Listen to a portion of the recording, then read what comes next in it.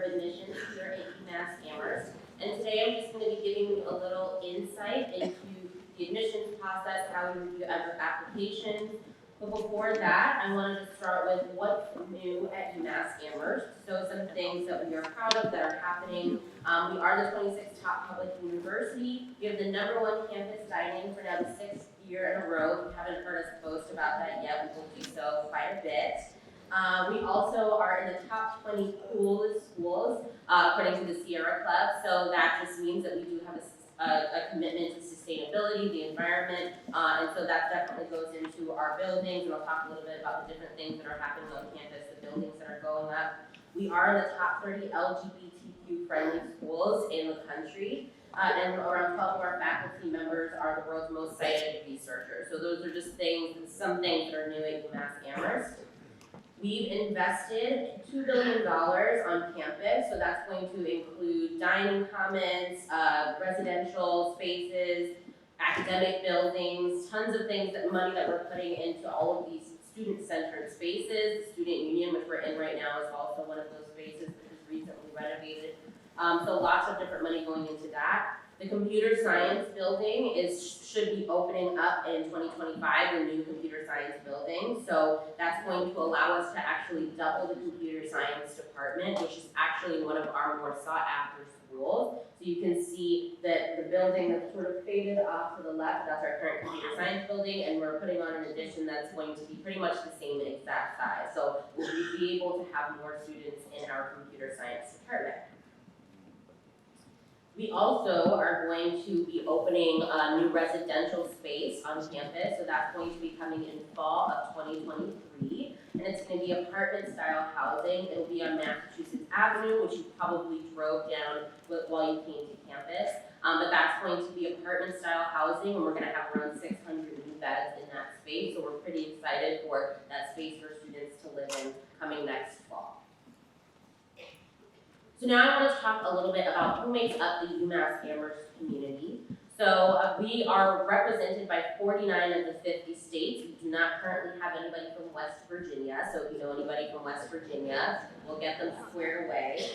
We have over 400 registered student organizations. 31% of our students identify as students of color, 22% identify as the first in their family to go to college or first generation college students, and 100% of our first year students do live on campus. So you can see the people who make up this community. We have around just under 23,000 undergraduate students, and our students are really enriching our community with diversity in gender, race, ethnicity, geographic location, academic interest, and tons more. So these are just some of the outcomes that happen for our students. So we want you to understand that there is really return on your investment in our institution. So 87% of our recent graduating class have behavioral outcomes. We have a 4-year graduation rate of 80%, which is one of the highest in public universities. So we also have over 300,000 alumni across the world who are connecting you with internship, job opportunities. So we want you to make sure that there is a good return on your investment and that you actually are going to, be able to go somewhere successful after you leave UMass Amherst. So now I'm going to switch to the application process, which all of you, I'm sure, are in the midst of if you are seniors about to apply. So, we want to make sure that we give you all of the steps, and this is the first step toward your path of becoming a part of the UMass Amherst community. So these are just some important dates to know, and in the brochures that you've probably collected throughout the day, there is all of this information. But the Common Application, it opened up on August 1st, so you are welcome to submit materials to the Common Application now. That is how you're going to apply to UMass Amherst. October 1st is when the FAFSA opened, so that is the free application for federal student aid. If you are applying for financial aid, you will need to fill out the FAFSA, and that opened up on October 1st. November 5th is our early action deadline, and January 15th is our regular decision deadline. And I'll talk a little bit more in a moment about what the benefits are of applying for early action or regular decision. So, just so you know, we do release our decisions in batches. So if you apply for November 5th, which is early action, you'll receive your decision between December and January. If you apply for regular decision, you'll hear from us between February and March. So keep in mind that that's how you're gonna hear. March 1st is the FAFSA priority deadline, so that is when you'll need to have the FAFSA submitted, is by March 1st. Now, you have a good chunk of time between October 1st and March 1st to get that FAFSA done. I do always recommend that folks fill that out as soon as they can. If you've completed, filling out your taxes, which I hope everybody has filled out their taxes, then that's very much what filling out the FAFSA can be like, and that they're gonna want a lot of information from you. You're gonna have to sit down and fill in a lot of things, so I always recommend just getting that started as soon as you can and not waiting until that March 1st deadline, but you do have that chunk of time. And finally, May 1st is our national candidate reply deadline. So this is when you have to let all colleges and universities in the country know whether or not you're going to be attending their school. So we'll talk about, what the benefits are of applying early action versus regular decision, but these are all of the important dates that I'd like you to keep in mind when you're thinking about the application process at UMass Amherst, as well as any other schools that you may be applying to.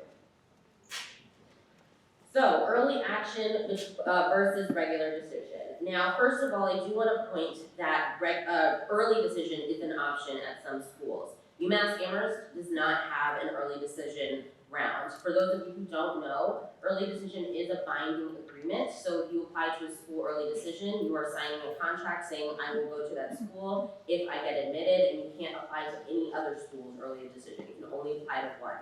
The benefit of that round at other schools is that oftentimes it gives you a higher chance of being admitted. So just for your knowledge, that is the early decision round, which UMass Amherst does not have. We have early action and regular decision. Now, early action means that you're going to find out earlier. As I mentioned, you'll find out between December and January, and you still have until May 1st to make your choice. So you have time to do things like this, visit campus, go on tours, talk to students. So I always suggest that if you can apply early action, then you should apply early action. Now, in terms of who should apply early action, if you're applying for one of our competitive programs, and that is going to be in our College of Nursing, nursing is our most competitive program, the ISENBERG School of Management, which is our business school, as well as the College of Information and Computer Science, and the College of Engineering. Those are our competitive programs. So if you're interested in any majors within those schools and colleges, we always suggest that you apply for that early action round. For regular decision, again, I said you find out between February and March, so you do, find out a little bit later, but you still have a few months to make your decision. Now, people who should apply regular decision, if you need more time to complete your application, then you should apply regular decision. If you're not interested in one of the competitive majors, you can apply regular decision. Or if you think that you'll benefit from us seeing your first semester senior year grades. So typically, we're not going to see first semester senior year grades by November 5th. So if there is, for example, a student who maybe did kind of rough in their freshman year, sophomore year they did a little bit better, junior year they're taking higher level classes, they're doing even better, and senior year they're really hitting their stride, they're really working hard, taking higher level classes and getting good grades, and their GPA is going to go up. If you think it would benefit us to see that rise in senior year, then wait to apply regular decision, because you'll want to submit a transcript that best benefits you. So those are sort of the differences between early action and regular decision, and why you might apply for one or the other. Now these are the required application materials. So this is everything that you will have to submit to UMass Amherst, and I'm going to talk in detail about each one of these things in a moment. But generally, we are going to want to see the common application. So on the common app, we're going to require the personal essay, which many schools will require. We also are going to want to see some extracurricular activities. Now that doesn't mean just put down a whole bunch of stuff and I read every day. You can put that down, but don't make things up just to make it look like a more robust list. We definitely prefer quantity or quality over quantity. So sorry, imagine if I just we definitely prefer quality over quantity. So we want to see that you are dedicated to things you're involved in. We also want to see that you are, managing things outside of the classroom as well as participating in your academic classes. We want to see how you're managing that, because that's going to be what you're going to have to do in college often. Now, we always suggest that people always forget to put down part-time jobs, taking care of siblings, responsibilities around the home, because they don't think of them as extracurricular activities. In fact, they are absolutely extracurricular activities, and they're great extracurricular activities. So we want to see those things. Make sure that you're putting down anything that you do that takes time outside of the classroom. We also have some UMass specific questions. I'm going to talk about those in a moment, but those are short answer questions. We're going to require your official high school transcript, so that's going to be coming from your school, from your high school, usually from a counselor. Now, when we receive your transcript, we do recalculate and weight your GPA. So every single transcript is recalculated. In fact, there are people in our office who are recalculating your GPAs now, and we will give extra weight to AP, IB, honors, dual enrollment classes. And the transfer admissions team is going to talk a little bit about transferring credit in another session later, but we do take those credits from your school if your school offers them. I do want to emphasize though, if your school does not offer higher level classes, we won't hold that against you. So in addition to receiving your transcript, we're also going to receive a school report from your school. That will let us know what was offered to you, what you had the opportunity to take advantage of. If your school doesn't offer higher level classes, we're not going to hold it against you for not taking them. We're not comparing you to a student in another school who could take all AP classes. We're looking at you within the context of your school, but I do just want to emphasize that we recalculate and weight your GPAs. We also are going to want to see one academic letter of recommendation, so that needs to be from either a high school counselor or from one of your teachers. You're welcome to submit up to 3 letters of recommendation, but if you're going to submit more than that one required, we always recommend that it be from somebody who can speak to different strengths that you have. So maybe you send one of either your teacher or counselor letter of recommendation, and then you have your coach from a team that you're on write a letter of recommendation, or an employer or supervisor from a job that you have, somebody that can speak to different strengths. So up to 3 letters of recommendation, but we only require the 1 academic. Keep in mind that we do have an honors program. It's called the Commonwealth Honors College. Through that program, students have the opportunity to take honors classes. They take 1 to 2 a semester. They're usually capped at about 25 students. You would complete a research thesis in your final year. You would also have the opportunity to live in the Commonwealth Honors Living Community. And so you would be part of just this honors program that would have you graduate with honors, which would also look very good on your transcript for jobs, for graduate programs, anything that you apply for after you leave. There's no application process for the Commonwealth Honors College. Everybody is automatically considered for it. I do want to be frank and let you know that most people don't get invited to the Commonwealth Honors College as incoming first-year students. And that's largely because we are considering the entire applicant pool for it. You can apply though after spending a semester on campus for the Commonwealth Honors College if you'd like to take advantage of that opportunity. And we also do require that you apply into a major, but I'm going to talk in a little bit more detail about applying into a major in a moment. So we are going to remain test optional through fall of 2023. So if you are currently a senior, you won't be required to submit your test scores. For anybody who's not a senior, I would suggest that you check back with us to see whether or not test scores are required. We did do a 3-year pilot at the beginning of the pandemic, like many other schools and colleges. We went test optional at the beginning of the pandemic and did a 3-year pilot, so this is the final year. If you're not a senior, you can come and check back with us to see whether or not test scores will be required. For seniors, if you submit your scores, they're going to be reviewed in the holistic admissions process, and I'll talk about what holistic review means for us. But like any optional piece that you can submit, we're going to take it into consideration when reviewing your application and use all of those things to make our decision. Now, this is just to give you a sense of whether or not you should submit your test scores. Everybody always wants to know whether or not they should, how would it benefit them, if at all. So the majority of both applicants and people who were admitted did not submit their test scores. The majority of people who were awarded merit aid did not submit their test scores. Then the majority of students who were selected for the Commonwealth Honors College didn't submit test scores. So overall, most people didn't submit them because they didn't have to. So if you don't feel like you're going to be compared to somebody who did submit their test scores if you decide not to. If you don't submit them, it's totally fine, and it doesn't matter what major you're applying for. Now, choosing a major. So everybody does need to apply into a major at UMass Amherst. So you're not bound to this major, but we are a large university. We want to make sure that you have support, you have advisors, you have a community as soon as you get to the university. And then this is also especially important for our competitive majors. Now, we give you the option of an intended major. That is required. You'll have to indicate an intended major.